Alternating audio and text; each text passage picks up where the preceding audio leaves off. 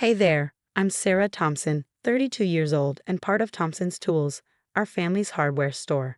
It's been around forever, practically the heart of our small Midwest town. I've worked here since I could reach the cash register, learning everything there is to know about running the place. I always figured it would be mine someday. Sarah, can you check on that shipment of power tools? That's my dad, Robert. He's been teaching me the ropes since day one.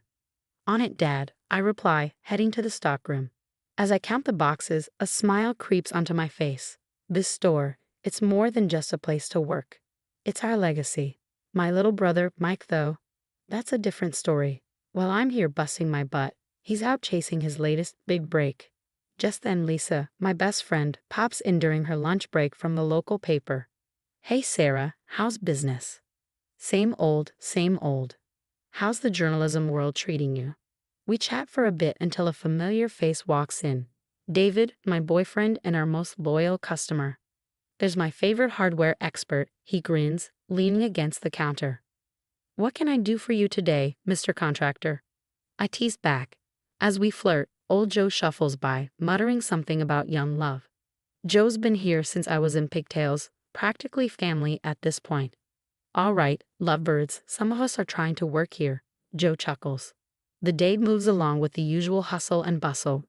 But as I'm closing up, I hear Ree's voices from the back office. It's Dad and Mike. You promised this was the last time, Mike. Dad's voice is tense. I know, I just need a little more time. I freeze with my hand on the doorknob. What has Mike gotten himself into now? And why does Dad sound so worried? That night, as I drive home, I can't shake the uneasy feeling. Mike's always been the wild card in the family, but this feels different, more serious. Maybe I'm overthinking it. But deep down, I know this is just the beginning of something big, something that could change everything. Dad had been acting strange for months, always whispering with Mike, brushing me off every time I asked about the store's finances. Dad, can we go over the quarterly reports? Not now, Sarah. I've got it under control. But I knew he didn't. I could feel it. Then came the day that changed everything. I pulled up to the store, coffee in hand, ready for another day. But the lights were off, the doors locked. And there, in the window, was a sign that made my heart drop. Under new management. My hands shook as I dialed Dad's number. What's going on? Why is the store closed? Meet me at the house, Sarah. We need to talk. When I got there, Dad looked defeated. Mike was sitting there too, with a smirk on his face. I sold the store, Dad said, avoiding my eyes. To who? To me, Mike chimed in, grinning like the cat that swallowed the canary. For how much? I demanded, my voice shaking. Dad mumbled something under his breath. What was that? I asked, barely keeping it together. $1, he finally said. The room spun. $1. Are you kidding me? Mike needs a fresh start, Sarah. You're already successful. You don't need the store. I couldn't believe what I was hearing. I poured my life into that store. How could they do this? Tough break, sis, Mike shrugged. But hey, maybe you can come work for me now. I stormed out, tears blurring my vision. I ended up at Lisa's place, sobbing on her couch. He sold it to Mike for $1. I hiccuped. Lisa was in shock. I don't get it. Why would he do this? I whispered. Lisa's journalist instincts kicked in. Something's not adding up. Give me a few days. I'll dig around. The next day, I met David for lunch. He was furious when I told him what had happened. This isn't right, Sarah. There's got to be more to the story. I know, but what can I do? It's done, I said, feeling defeated. A few days later, Lisa called me, her voice urgent. Sarah, you need to hear this. I've been asking around. Mike's in deep with some gambling debts, dangerous people kind of debts. Suddenly, everything clicked. Dad hadn't sold the store to help Mike start fresh. He'd done it to bail him out. Looks that way, Lisa continued. He probably thought he was protecting him. Mike? I felt sick. Our family legacy traded away to cover Mike's mistakes. I couldn't let this stand. Determined, I marched down to the store, ready to confront Mike. There he was, lounging at my old desk with his feet up like he owned the place. Well, technically, he did. Well, he sneered, come to beg for your job back. You're unbelievable, I snapped. How could you take advantage of Dad like this? Mike leaned forward, a smug grin plastered on his face. Look, sis, I'm in charge now. You're not welcome here anymore. So why don't you just run along? I was about to fire back when my phone rang. It was Joe, his voice shaky. Sarah, it's Joe. I've been fired. Mike's letting all the long-timers go. Says we're too expensive. It felt like someone had punched me in the gut. This wasn't just about me anymore. Mike was tearing apart everything we had built. As I stormed out of the store, I made a promise to myself. This wasn't over, not by a long shot. Mike might think he'd won, but he had no idea what was coming. I was going to fight for Thompson's tools. For Joe, for everything our family had worked so hard to create. And I wasn't going to rest until justice was served. Lisa and I began digging, gathering any information we could. We documented everything, every misstep, every shady deal. Look at this, Lisa said one night, spreading papers across the table. Mike's behind on payments to almost every supplier. And check out these customer complaints, I added, scrolling through my phone. The quality has gone downhill fast. Watching the store I loved crumble from the inside out was unbearable. But I had to stay focused.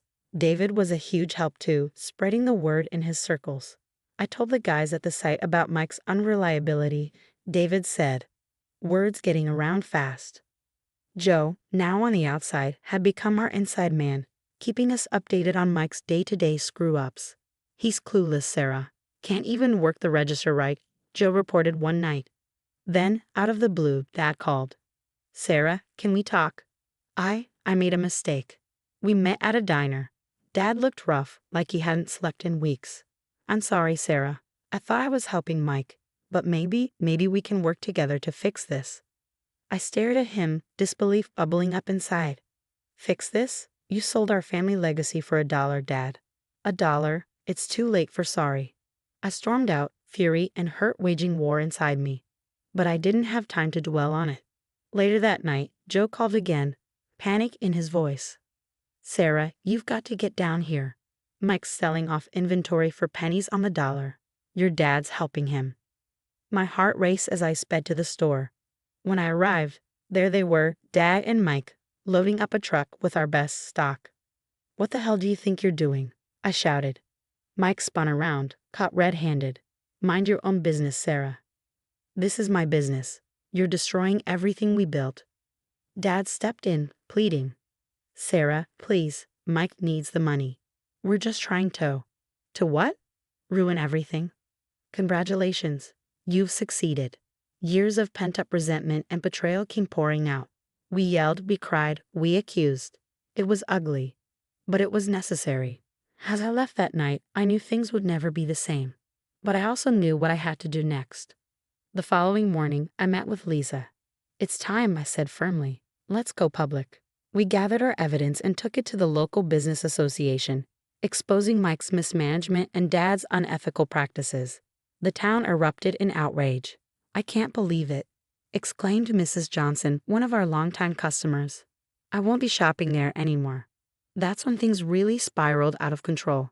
One of Mike's gambling buddies, tired of waiting for payment, went to the cops. Suddenly, there was a full-blown investigation into Mike's finances and the suspicious sale of the store. Mike panicked and tried to sell the store, but nobody would touch it.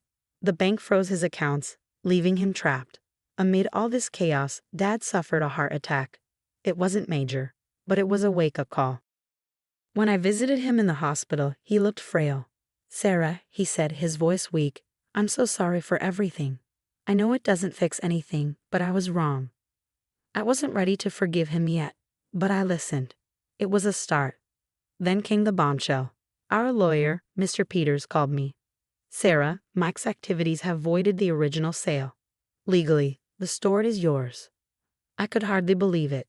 The next day, I went to the store, and there was old Joe, grinning from ear to ear. "Boss," he said, handing me the keys. "Welcome home." The following months were a whirlwind. I rehired Joe and the others, working day and night to rebuild our reputation. Slowly but surely, customers started to return. Mike, on the other hand, was facing jail time for fraud and unpaid debts. Dad moved away to live with my aunt, giving me the space I needed to find my footing. Standing behind the counter of Thompson's Tools, I felt a sense of peace I hadn't known in months. David walked in, kissing me gently. "How's my favorite hardware store owner?" he asked with a smile. Lisa popped in next, ready for our lunch date. Old Joe shuffled by, muttering something about young folks and their lunch breaks. I looked around at my little family, not bound by blood, but by choice. We'd been through hell, but we'd come out stronger. The store wasn't just a business anymore. It was a symbol of what we could overcome together. As I flipped the open sign, I knew one thing for sure. Whoever came next, we were ready for it. And that's the end of my story, folks. Now I have a question for you. If you were in my shoes, would you have forgiven your father and brother or cut them out of your life completely? What do you think is the right balance between family loyalty and self-respect? Share your thoughts in the comments below. Your opinions matter, and I'd love to hear from you. If you enjoyed this story, don't forget to hit that like button and subscribe for more real-life drama and lessons learned the hard way. Thanks for listening.